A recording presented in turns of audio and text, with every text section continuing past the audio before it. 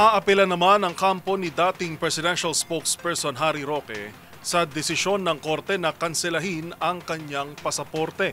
Sa isang video message, iginiit ni Roque na hindi pa pinal ang desisyon ng Pasig RTC at may 15 araw pa upang makapaghain ng motion for reconsideration.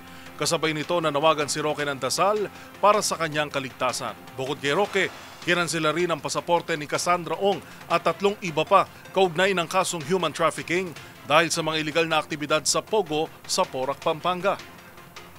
Ang dahilan ng hukuman, maski hindi daw ako umalis ng Pilipinas para takbuhan yung kriminal na kaso ko, ako naman daw po ay nananatiling labas ng bansa at hindi hinaharap ang proseso sa Pilipinas ng walang dahilan.